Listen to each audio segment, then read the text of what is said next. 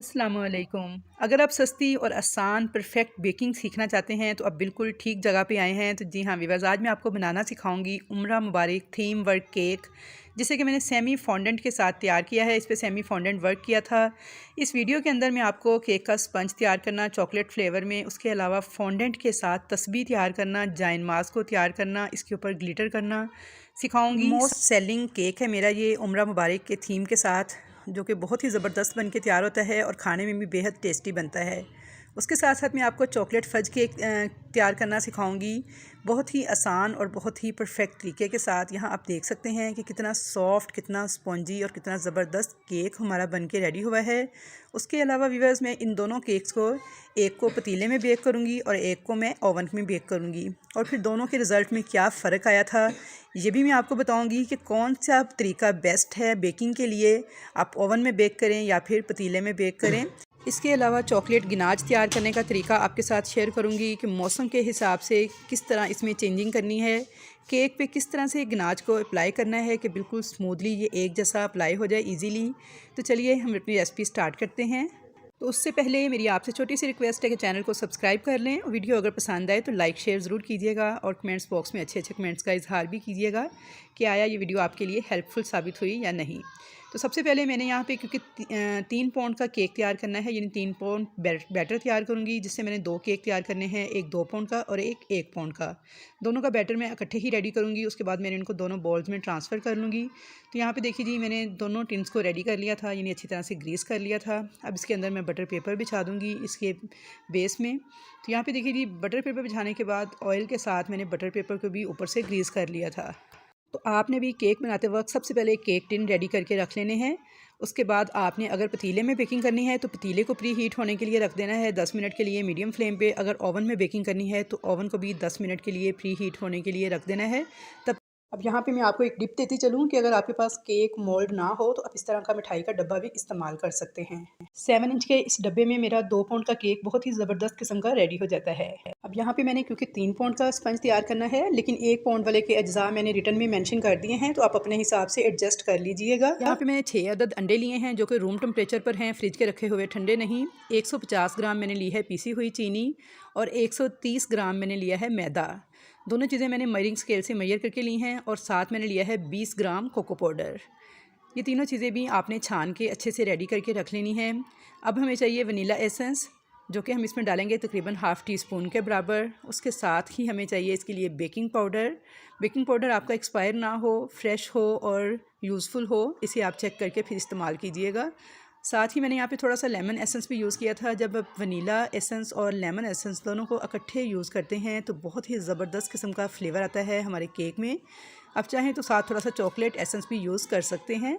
तो मैं इन तीनों एसेंस को मिला के डालूँगी, यानी थोड़ा सा vanilla essence, 2-4 drops lemon essence और 2-4 ड्रॉप्स चॉकलेट एसेंस। मैं इन तीनों एसेंस को मिला के ही यूज़ करती हूँ, तो बहुत ही ज़बरदस्त किस्म का फ्लेवर आता है मेरे केक में। तो चलिए अब हम चलते हैं फाइनली अपने बैटर को तैयार करने की तरफ। सबसे पहले मैंने, देखिए, 6 अदद अंडे लिए थे रूम टेम्परेचर पर। बीटर के साथ मीडियम स्पीड पे इनको बीट करना स्टार्ट कर दिया है। अब हमें इसको थोड़ा सा बीट करना है कि जाग जाग सी बन जाए। तो यहाँ पे देखिए जी, मैंने तकरीबन 2 मिनट तक इनको मीडियम स्पीड पे बीट किया है। अंडों की इस तरह से जाग सी बन गई है। अब मैं इसके अंदर डाल दूँगी 150 ग्राम पीसी हुई चीनी, जो कि नॉर्मल किचन वाली चीनी थी, मैंने मिक्सी के जार में डाल के पीस ली थी। थोड़ी थोड़ी करके मैं इसमें ऐड करती जाऊँगी और मीडियम टू हाई स्पीड पर बीटर को चलाते हुए अंडों को बीट करती जाऊँगी।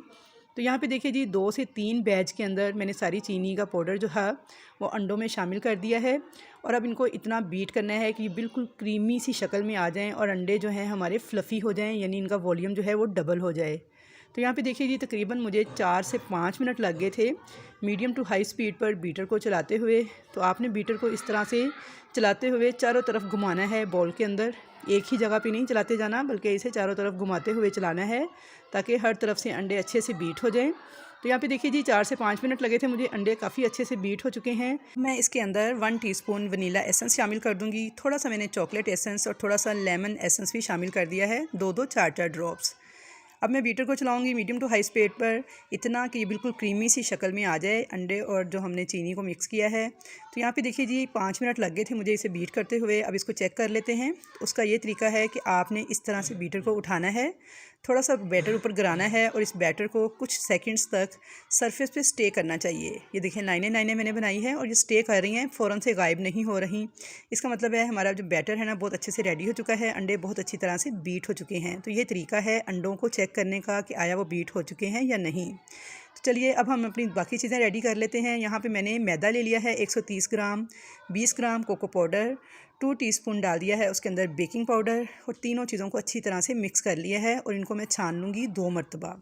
यहाँ पे छानना बहुत ज़रूरी है और आपने अच्छे से पहले एक दफ़ा मिक्स कर लेना है। उसके बाद इस बैटर को एक मरतबा मैंने प्लेट में छाना है, दूसरी मरतबा अब मैं इसको बैटर में ऐड करते वक्त छानती जाऊँगी। थोड़ा थोड़ा करके ऐड करेंगे। तकरीबन 3 बैचेस के अंदर मैंने इसको ऐड किया था और स्पैचुला के साथ एक ही डायरेक्शन में बिल्कुल हल्के हाथों के साथ आपने इसको कट एंड फोल्ड मेथड से फोल्ड करते जाना है। बहुत तेज़ी से आपने इसको फेंटे नहीं लगाने कि ऐसा ना हो अंडे का ये सारा फॉर्म टूट जाए जो कि हमने इसमें बनाया है। अगर आप इस तरह तेज़ फेंटने के स्टाइल में इसको मिक्स करेंगे तो उससे क्या होगा, अंडों का सारा फॉर्म टूट जाएगा, हमारा केक फूलेगा नहीं, सॉफ्ट एंड स्पंची नहीं बनेगा, स्पंज हमारा बैठ जाएगा। तो लिहाजा आपने बहुत ही हल्के हाथों के साथ एक ही डायरेक्शन में चम्मच को बेस तक चलाते हुए बिल्कुल हल्के हाथों के साथ इसकी मिक्सिंग कर लेनी है और इस मैदे और कोको पाउडर वाले बैटर को 3-4 बैचेस में ऐड करके अच्छे से मिक्स कर लेना है। तो यहाँ पे देखिए जी, मैंने थोड़ा सा जो मैदा और कोको पाउडर बचा था आखिरी बैच वो भी इसमें डाल दिया है। तकरीबन 4 दफ़ा मैंने इसे ऐड किया है 4 बैचेस में और इसी तरह से हल्के हाथों के साथ आपने इसकी मिक्सिंग करते जाना है। ओवर मिक्सिंग आपने हरगिज़ नहीं करनी, बस जैसे ही आपको लगे कि बैटर मिक्स हो गया है तो आपने इसकी मिक्सिंग करना छोड़नी है। ओवर मिक्सिंग से भी केक बैठ जाता है। तो व्यूअर्स यहाँ वीडियो में आपको लग रहा है वो कि मैं बहुत तेज़ मिक्सिंग कर रही हूँ, हालांकि मैं बिल्कुल स्लो स्पीड पे कर रही हूँ, सिर्फ वीडियो तेज़ चलाई हुई है। तो आपने भी बिल्कुल हल्के हाथों के साथ आराम आराम से इसको इस तरह से उठा के मैदे को फिर इसकी फोल्डिंग करनी है। ऐसी इसकी कंसिस्टेंसी होगी। अब यहाँ पे मैंने 2 पाउंड वाला टिन लिया है, इसके अंदर मैं डाल लूँगी इस बैटर को 2 पाउंड के हिसाब से और दूसरे टिन के अंदर मैं डाल दूँगी इस मटेरियल को 1 पाउंड के हिसाब से। दोनों टिन्स में डालने के बाद इनको थोड़ा टैप कर लूँगी ताकि सारे एयर बबल निकल जाएँ। और अब मैं 2 पाउंड वाला केक रखूँगी गर्म कढ़ाई के अंदर, जो कि मैंने 10 मिनट पहले मीडियम फ्लेम पर गर्म होने के लिए रखी हुई थी। इसे कवर कर दूँगी और बिल्कुल दम वाले फ्लेम पर इसे मैं 40 से 45 मिनट तक बेक होने दूँगी। तो दूसरी तरफ हमारा ओवन भी 10 मिनट तक मैंने 180 पे प्री हीट कर लिया है। अब मैं इस केक टिन को रख दूँगी गरम ओवन के अंदर। आपने प्री हीट ओवन के अंदर ही केक को रखना है, कढ़ाई में भी प्री हीट होनी चाहिए, वरना क्या होगा अगर आप ठंडे ओवन या ठंडी कढ़ाई में केक को रखेंगे तो आपका केक कभी भी तैयार ठीक तरह से नहीं होगा बल्कि बैठ जाएगा। अब यहाँ पे देखिए जी, मैंने इसके दोनों रोड्स ऑन कर लिए थे, ऊपर वाले और नीचे वाले, और 30 मिनट्स की मैंने इस पर टाइमिंग लगा दी थी। 180 डिग्री पे मैंने 30 मिनट्स के लिए इस केक को छोड़ दिया था बेक होने के लिए।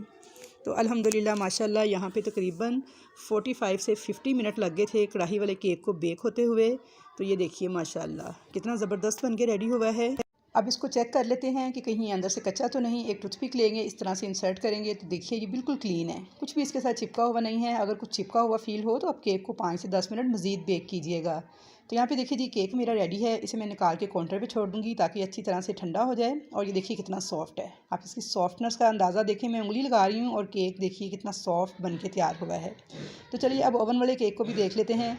तो यहाँ पे 30 मिनट हो गए थे इस ओवन वाले केक को भी। तो ये देखिए माशाल्लाह से ये भी बहुत अच्छे से बेक हो चुका है। इसको भी चेक कर लेते हैं। तो ये देखिए जी, टूथपिक मैंने इसमें भी इंसर्ट की है तो ये भी बिल्कुल क्लीन आई है। इट्स मीन कि ये भी केक रेडी है। तो दोनों केक्स को मैं पहले ठंडा कर लूँगी। आपने केक को हमेशा ठंडा करके फिर ही मोल्ड से निकालना है। जब तक हमारे केक स्पंज ठंडे हो रहे हैं तब तक हम चॉकलेट गनाज रेडी कर लेंगे। उसके लिए मैंने यहाँ पे डार्क चॉकलेट ली है, 250 ग्राम्स के बराबर मेरे पास चॉकलेट थी। इस तरह से होती है, ये क्रेव वालों की मैं यूज़ कर रही हूँ। इसके अलावा मैं बेक हाउस से भी मंगवाती हूँ, उसका भी रिज़ल्ट बहुत अच्छा रहता है। और एक और भी मैं चॉकलेट यूज़ करती हूँ, इंशाल्लाह वो मैं आपको नेक्स्ट किसी रेसिपी में बताऊँगी। वो बहुत सस्ती रहती है और बहुत ही अच्छा और टेस्टी रिज़ल्ट आता है उसका भी। तो इंशाल्लाह ताला नेक्स्ट वीडियोज़ में मैं आपको बताऊँगी कि ये सामान आप कहाँ से ईज़िली कम प्राइस के अंदर परचेज़ कर सकते हैं। तो यहाँ पे देखिए जी, मैंने चॉकलेट को छुरी के साथ काट के बारीक बारीक टुकड़ों में क्रश कर लिया था। साथ ही इसके अंदर आधा कप मैंने विपिंग क्रीम ऐड कर दी है। और अब हम इसे डबल बॉयलर पे मेल्ट कर लेंगे और अच्छी तरह से चम्मच चलाते हुए मिक्स करते जाएंगे। अब इसे माइक्रोवेव भी कर सकते हैं और चाहें तो डबल बॉयलर पे भी इसे गर्म कर सकते हैं मेल्ट करने के लिए। उसका तरीका इंशाल्लाह मैं आपको नेक्स्ट वीडियोस में बताऊंगी डिटेल के साथ। तो यहाँ पे मैंने एक देगची में पानी गर्म किया था, उसके ऊपर मैंने इस रख दिया था बर्तन को चॉकलेट और क्रीम वाले, और मुसलसल चम्मच चलाते हुए 3 से 4 मिनट मैंने इसे मिक्स कर लिया था। तो ये बहुत अच्छी चॉकलेट गिनाज जो है हमारी रेडी हो चुकी है। इसे हम केक की क्रीम में भी यूज़ करेंगे और साथ ही हम केक की टॉपिंग पे भी यूज़ करेंगे। तो इंशाल्लाह ताला नेक्स्ट वीडियोस के अंदर मैं आपको चॉकलेट गिनाज की मुकम्मल डिटेल बताऊंगी कि आप इसे किस तरह से रेडी कर सकते हैं। तो चलिए अब हम देख लेते हैं। केक स्पंज हमारे ठंडे हो चुके हैं। छुरी के साथ सबसे पहले इस तरह से छुरी फेरते हुए दोनों के किनारे जो हैं आपने अच्छे से इस तरह से फ्री कर लेने हैं। छुरी के साथ अपने किनारे फ्री कर लेने हैं। उसके बाद आपने इसको उल्टा करना है, पीछे से हल्का सा टैप करना है। तो ये देखिए माशाल्लाह से कितनी आसानी के साथ हमारा जो केक है डीमोल्ड हो चुका है, यानी मोल्ड से बाहर आ गया है। तो ये है जी हमारे ओवन वाले केक का रिज़ल्ट। देख सकते हैं कितना ज़बरदस्त बन के तैयार हुआ है। आप इसकी सॉफ्टनेस चेक कर सकते हैं। तो ये देखिए माशाल्लाह से बहुत ही ज़बरदस्त स्पंज हमारा रेडी हो चुका है। तो चलिए अब हम अपने कढ़ाई वाले केक को देख लेते हैं। सेम इसी तरीके से छुरी के साथ हम उसके भी किनारे जो हैं फ्री कर लेंगे, उल्टा करेंगे, थोड़ा सा इसको टैप करेंगे। तो ये देखिए माशाल्लाह ये भी कितनी आसानी से निकल के आ गया है। और इसका बटर पेपर उतारने के बाद मैं आपको दिखा रही हूँ इसका फ़ाइनल रिज़ल्ट। तो ये देखिए माशाल्लाह कितना सॉफ्ट, कितना स्पंजी केक हमारा बनके तैयार हुआ है। तो व्यूअर्स अगर आप पतीले में बेक करते हैं तो केक आपका तब भी शानदार बन के तैयार होगा, अगर ओवन में तैयार करते हैं तो तब भी शानदार बन के तैयार होगा। मेरा तो दोनों का रिज़ल्ट सेम आया है और दोनों ही सेम तरीके से ही तैयार होते हैं। हाँ, फ़र्क सिर्फ इतना है कि ओवन में हमारा केक 30 मिनट में एग्जैक्टली रेडी हो गया था, जबकि कढ़ाई के अंदर इसे 10-15 मिनट का टाइम ज़्यादा लगता है। और टेम्परेचर आपने इसका ख़ास ख्याल रखना है, उसे बिल्कुल जैसे हम चावलों को दम लगाते हैं बस उससे थोड़ा सा तेज़ आपका फ्लेम होना चाहिए। ना तो आपका बहुत तेज़ फ्लेम करना है आपने, ना बार बार आपने कढ़ाई को खोल के देखना है। तो बेहद शानदार तरीके से आपका स्पंज रेडी हो जाएगा।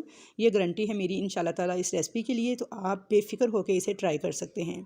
अब यहाँ पे मैंने विपिंग क्रीम ले ली थी हाफ़ के जी, उसे मैंने विप करना स्टार्ट कर दिया है। तो इसको विप करने का तरीका मैंने पहले बहुत सारी वीडियोस में शेयर किया है, फिर भी मैं आपको एक दफ़ा बता देती हूँ कि क्रीम को मैंने फ्रीज़र से निकाल के 2 घंटे पहले फ्रिज में रख दिया था नीचे, और ये बिल्कुल लिक्विड फॉर्म में आ चुकी थी। इसमें बर्फ़ वगैरह की क्रिस्टल बिल्कुल भी नहीं होनी चाहिए। आजकल सर्दी का मौसम है तो मैंने इसे बॉल में इसी तरह डाल के मीडियम स्पीड पर विप करना स्टार्ट किया था। तो मीडियम टू हाई स्पीड पर ही आपने क्रीम को विप करना है और बहुत ज़्यादा हार्ड नहीं करना। सर्दियों के मौसम में आपने क्रीम को थोड़ा सॉफ्ट ही रखना है। गर्मियों में हम इसे ज़्यादा विप करते हैं। और अगर गर्मी का मौसम हो तो इसके नीचे आपने बॉल के नीचे बर्फ़ भी रखनी है थोड़ी सी, ताकि इसका टेम्परेचर जो है वो डिस्टर्ब ना हो। लेकिन आजकल सर्दी का मौसम है तो इसलिए मैं इसे बिल्कुल भी नहीं बर्फ़ वगैरह रख रही, बल्कि ऐसे ही इसे स्टिफ पीक्स आने तक विप कर लूँगी। तो यहाँ पे देखिए ये तकरीबन 5 मिनट मुझे लग गए थे। मीडियम टू हाई स्पीड पर बीटर को चलाते हुए स्टिफ पीक्स बनना स्टार्ट हो गए हैं।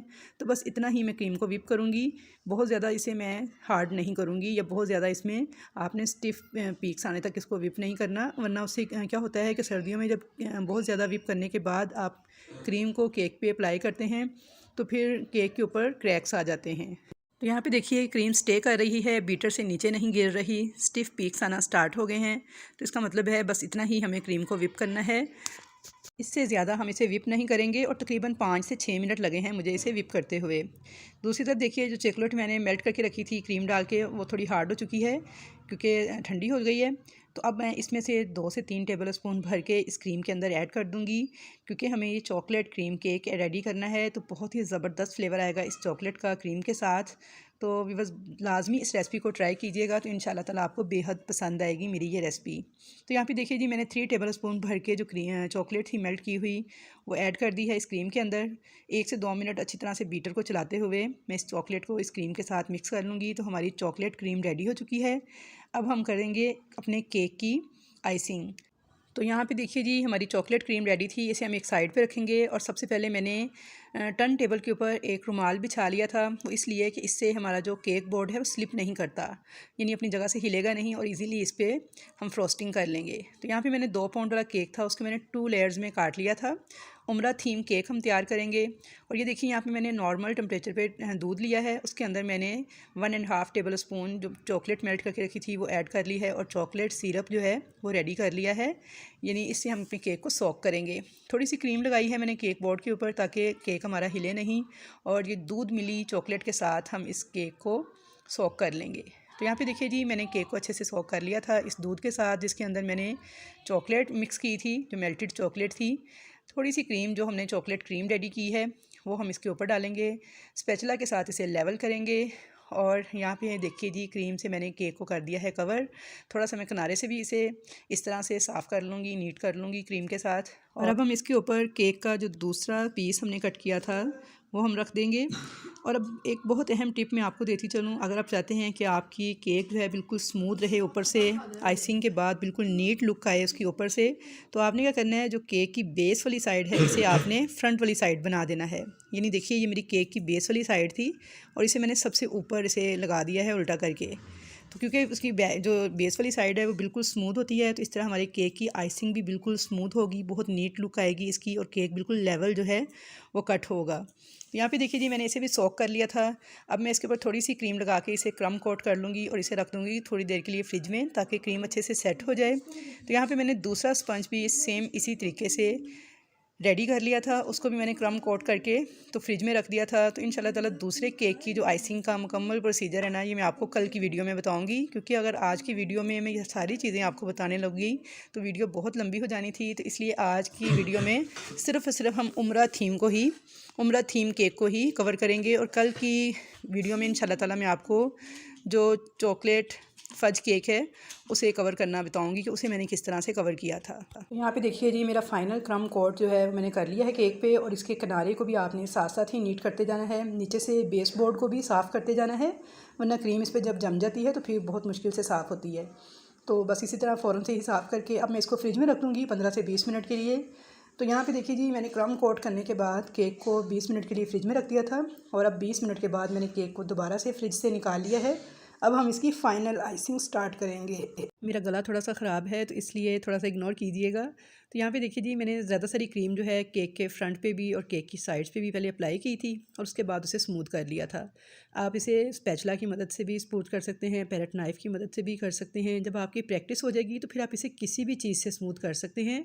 लेकिन अगर आप बिगनर हैं तो फिर आपने बहुत एहतियात के साथ ऊपर से पहले इसे पैलेट नाइफ़ के साथ स्मूथ करना है, और टर्न टेबल को आपने घुमाते जाना है और इसके किनारों को भी स्मूथ कर लेना है आपने ये स्क्रैपर्स की मदद से। तो यहाँ पे देखिए जी केक हमारा बिल्कुल नीट इसकी फिनिशिंग हो चुकी है। ये देखिए इसके किनारे पे मैंने ये जो कॉम्ब की तरह का स्क्रैपर है ये चला लिया था, और चॉकलेट यहाँ पे देखिए हमारी थोड़ी हार्ड हो गई थी तो मैंने थोड़ा सा इसके अंदर दूध ऐड किया है। नीम गर्म दूध थोड़ा सा मैंने इसमें ऐड किया था, अच्छी तरह से मैंने मिक्स कर लिया है, क्योंकि अब हमने केक के ऊपर थोड़ी ड्रॉपिंग करनी है इसके किनारों के ऊपर, तो उसके लिए चॉकलेट का थोड़ा सा लिक्विड फॉर्म में होना ज़रूरी है। तो यहाँ पे आप उसके मुताबिक उसे एडजस्ट कर लीजिएगा अपनी चॉकलेट के मुताबिक। तो मैंने इसमें थोड़ा सा दूध डाल दिया था, तकरीबन 1/4 कप के बराबर नीम गर्म दूध था, और अब चम्मच के साथ मैं इस चॉकलेट को उठा के इस तरह से इस केक के किनारे पर डालती जा रही हूँ। तो ये देखिए कितनी ज़बरदस्त किस्म की ड्रिपिंग जो है चॉकलेट की हो चुकी है। किनारा देखिए इसका कितना ज़बरदस्त रेडी हो गया है। अब मैंने यहाँ पे छोटे स्टार नोज़ल ली है, और उसकी मदद से मैंने इस किनारे के ऊपर थोड़ी सी व्हिपिंग क्रीम जो हमने चॉकलेट वाली रखी हुई थी वो मैंने पाइपिंग बैग में भर ली थी, और इस नोज़ल की मदद से इस तरह से मैंने इस किनारे के ऊपर डिज़ाइनिंग कर ली थी, जो कि बेहद शानदार और बहुत ही अट्रैक्टिव लग रही थी। व्यूअर्स, ये उम्रा थीम केक वर्क का ऑर्डर था मेरे पास, उम्रा करके वापस आए थे जिनके लिए मैं ये केक तैयार कर रही थी, और बहुत ही ज़बरदस्त बन के तैयार हुआ था। दिखने में जितना खूबसूरत था व्यूअर्स, खाने में उससे कहीं बढ़ के मज़ेदार था, क्योंकि उन्होंने मुझे भी टेस्ट करवाया था। तो ये देखिए जी ये हमारा केक रेडी है। अब इसकी फ़ाइनल आइसिंग मैंने कर दी है, इसको मैं फ्रिज में छोड़ दूँगी, और तब तक हम अपना फॉन्डेंट वर्क जो है फॉन्डेंट के टॉपर्स वो रेडी कर लेंगे। व्यूअर्स, मैं यहाँ पे रेडीमेड फॉन्डेंट यूज़ कर रही हूँ, लेकिन आप इसे घर पे भी तैयार कर सकते हैं इंशाल्लाह ताला। नेक्स्ट वीडियोस के अंदर मैं आपके साथ वो भी शेयर करूँगी। तो यहाँ पे ये मेरे पास मैंने बेक हाउस से मंगवाया है वाइट कलर में फॉन्डेंट। वाइट कलर के फॉन्डेंट का मुझे ये फ़ायदा होता है कि इसके अंदर मुझे जो भी कलर मिक्स करना हो मैं करके तो इसको एडजस्ट कर लेती हूँ। तो यहाँ पे देखिए जी फॉन्डेंट आजकल सर्दी की वजह से ना काफ़ी ज़्यादा हार्ड हो चुका है, तो इसलिए बड़ी मुश्किल से टूट रहा है, वरना गर्मियों में तो ये बड़ा सॉफ्ट होता है, आराम से ही टूट जाता है। अब यहाँ पे ये देखिए जी फॉन्डेंट मुझे जितना चाहिए था मैंने उतना सेपरेट कर लिया है। अब इसे मैं दोनों हाथों में पकड़ के तो इस तरह से मसलती जाऊँगी। आपने इसे पकड़ के इस तरह से मुसलसल 2 से 3 मिनट मसलते जाना है, तोड़ते जाना है, मसलते जाना है। ये बिल्कुल स्मूथ सी लुक में आ जाएगा और थोड़ा सॉफ्ट हो जाएगा। तो व्यूअर्स, अब जो लोग तो फॉन्डेंट को यूज़ करते हैं उन्हें तो अच्छी तरह से पता होगा कि फॉन्डेंट जो है शुगर पेस्ट होता है, एक्चुअली पिसी हुई चीनी को ही मिला के बनाया जाता है, और खाने में बिल्कुल इसका टेस्ट ऐसे होता है जैसे हम मार्शमेलो वगैरह खाते हैं ना, कुछ ऐसा मिलता जुलता ही इसका टेस्ट मुझे लगता है। बच्चे तो बड़े शौक से खाते हैं, मैं बहुत ज़्यादा इसे टेस्ट नहीं करती, बस थोड़ा बहुत ही मैंने 1-2 दफ़ा टेस्ट किया है, तो लेकिन बच्चों को बहुत पसंद आता है।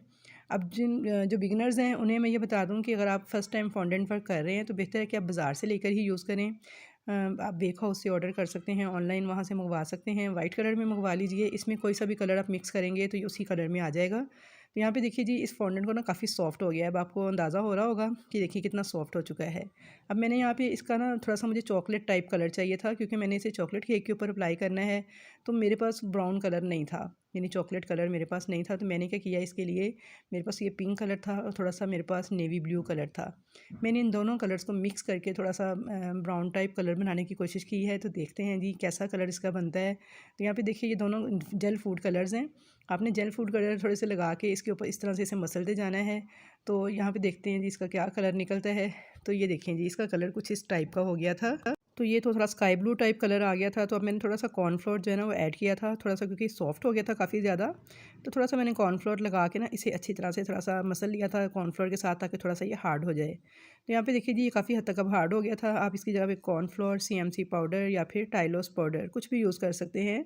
इससे टॉपर्स जो है ना वो अपनी शेप जल्दी ले लेते हैं, यानी थोड़ा सा हार्ड हो जाते हैं। तो ये देखिए जी क्योंकि मसलने से ये काफ़ी ज़्यादा कलर मिक्स करने से सॉफ्ट हो चुका था। तो अब इस तरह से मैंने थोड़ा सा इसे हार्ड किया है। अब मैं इसके अंदर थोड़ा सा red gel food colour add कर रही हूँ। तो अब देखते हैं इसका क्या कलर निकलता है। तो बस मैं भी इसी तरह से एक्सपेरिमेंट कर रही हूँ कि देखती हूँ क्या कलर इसका बनता है।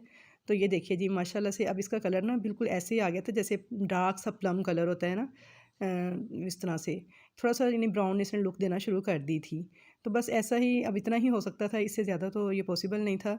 तो बस मुझे ये था कि मेरे केक के ऊपर सूट करे, क्योंकि चॉकलेट केक है, उसका बॉर्डर भी मैंने आपके सामने चॉकलेट का बनाया है। तो उसके ऊपर टॉपर्स भी अगर चॉकलेट कलर के ही लगते तो ज़्यादा अच्छे लगते, या फिर ब्लैक कलर के लगते। तो मेरे पास ब्लैक कलर भी नहीं था।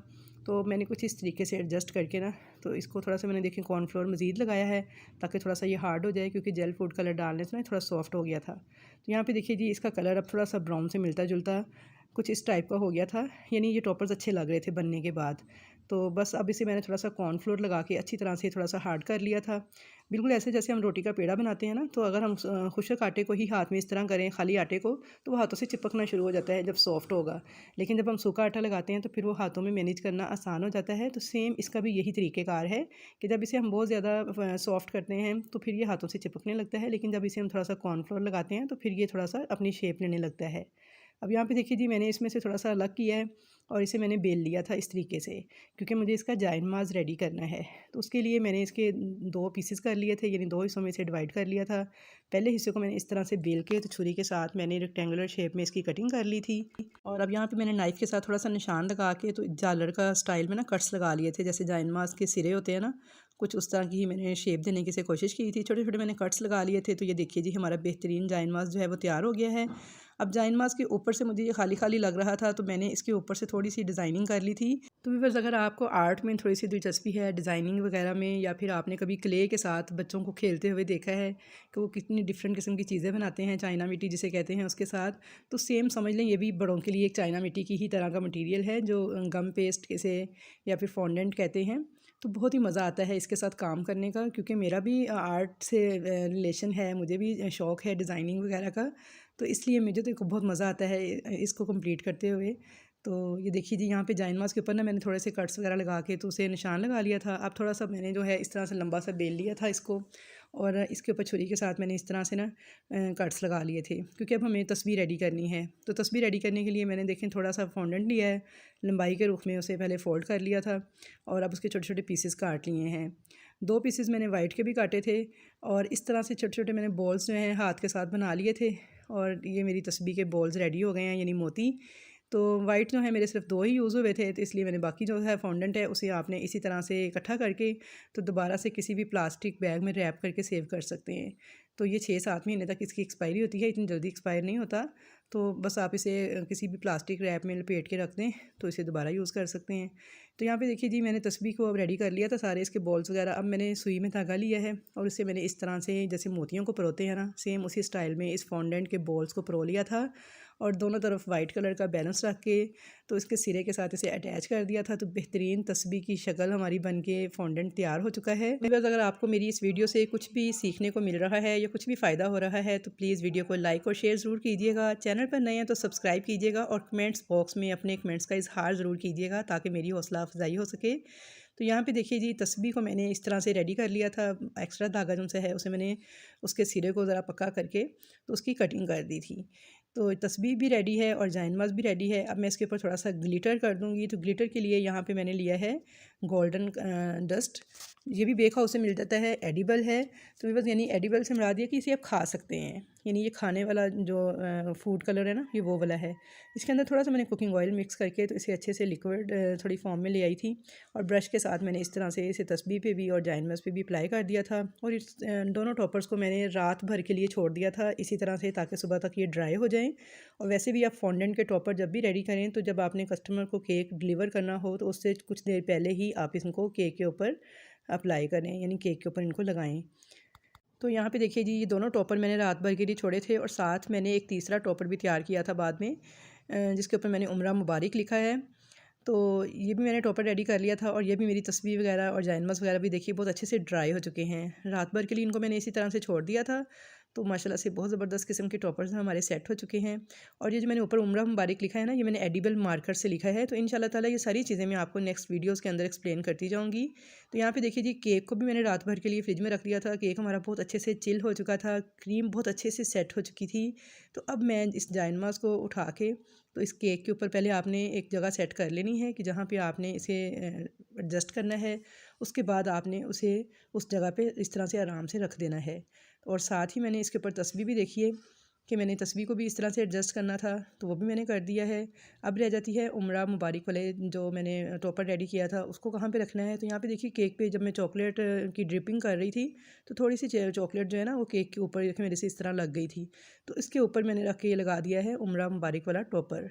तो ये देखिए जी, माशाल्लाह बेहतरीन किस्म का हमारा चॉकलेट सेमी फॉन्डेंट के साथ केक जो है बनके तैयार है। तो आई होप व्यूअर्स कि आपको मेरी आज की उम्रा मुबारक थीम में फॉन्डेंट वर्क के साथ केक बनाने की ये वीडियो ज़रूर पसंद आएगी। अगर आपको वीडियो अच्छी लगे तो लाइक शेयर कीजिएगा, चैनल पर नए हैं तो सब्सक्राइब कीजिएगा, और कमेंट्स बॉक्स में मुझे ज़रूर बताइएगा कि आपको ये वीडियो कैसी लगी और नेक्स्ट आप कैसी वीडियोस देखना चाहते हैं। तो इंशाल्लाह ताला मैं सारे टिप्स और सारे जो भी तजर्बात हैं मेरे पास वो आपके साथ शेयर करती रहूँगी।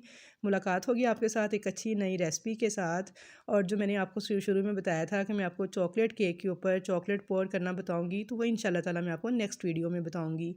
तो मुलाकात होगी आपके साथ, तब तक के लिए मुझे दीजिए इजाज़त। अल्लाह हाफ़िज़।